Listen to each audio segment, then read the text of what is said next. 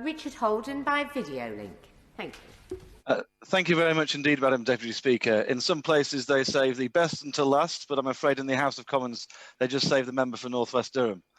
Finally, firstly, may I say that it is an honour to follow my honourable friend from Newcastle-under-Lyme, and indeed many honourable members from across the country that have been so positive about this bill. I speak in support of the ARIA bill at second reading today, and the reason to do so is because through this bill, we will create the Advanced Research and Invention Agency. Britain can back the sparks, finally, of creativity that flicker in the dark space, too often infrequently sampled by our existing scientific research institutions. ARIA will enable us to press forward on the global stage at the cutting edge of innovative scientific research, and to maximise the opportunities that science can bring for the benefit of my constituents in North West Durham, to our United Kingdom, and actually indeed to humanity. A few months ago, those words may have perhaps sounded hyperbolic, but as many right honourable members have already mentioned, the United Kingdom's world-leading vaccine programme has changed all that. Moreover, Madam Deputy Speaker, the ability I'm afforded today to speak to you virtually in our historic House of Commons chamber from my constituency office in concert through the use of the internet is a product of innovation in digital telecommunications. Innovation backed at its inception by the United States in a nimble, non-bureaucratic institution called the Advanced Research Projects Agency.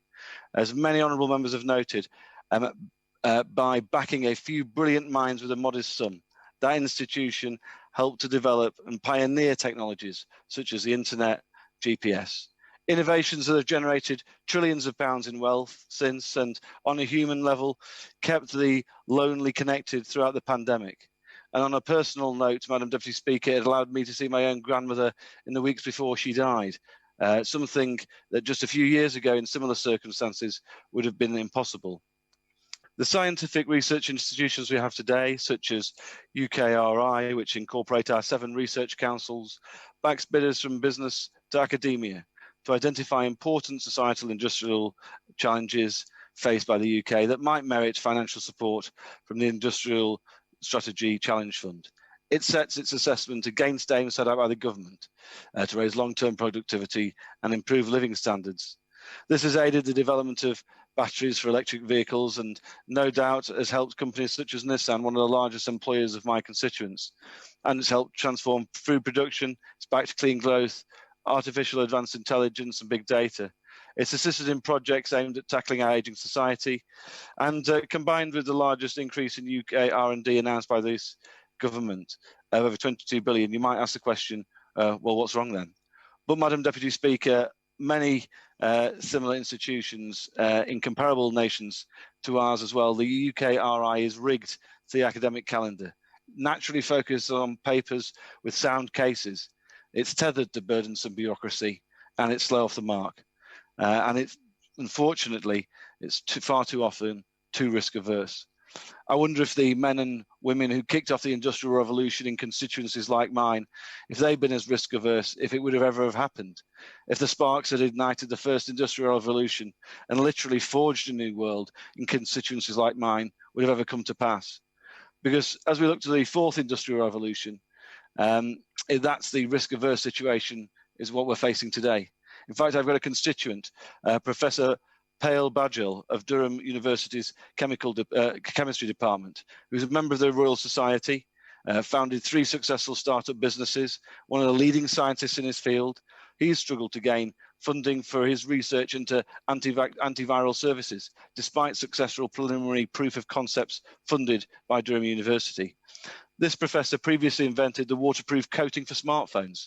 The idea was also turned down by UKRI for being out of scope, only to be subsequently adopted by industry an entire 10 years later. This waterproofing technology can now be found in over 1 billion smartphones worldwide. Madam Deputy Speaker, there exists within the world many such sparks of creativity in science and other fields that fizzle out there in the dark space. Far too infrequently they are nurtured by our existing scientific research institutions. Sometimes the sparks fizzle out, In the case of Professor Badgell, his first spark came to light 10 years later through industry. But, Madam Deputy Speaker, his latest on antiviral services could save lives today and tomorrow. We cannot afford to miss out on this innovation. This bill creates ARIA, which can operate at pace, undertake groundbreaking research, and back our scientists with its high tolerance for risks of failure.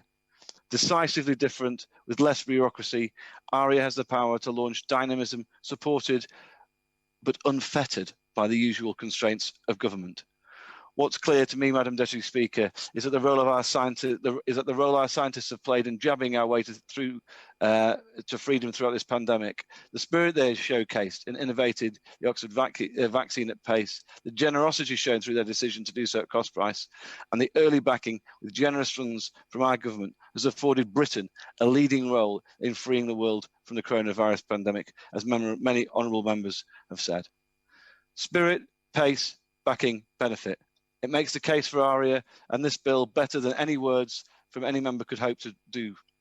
I urge my honourable friends across the House to support the bill and back those sparks of innovation that can benefit my constituents in North West Durham, help us level up the north of England, turbocharge our United Kingdom and benefit the world. Thank you very much, Madam Deputy Speaker.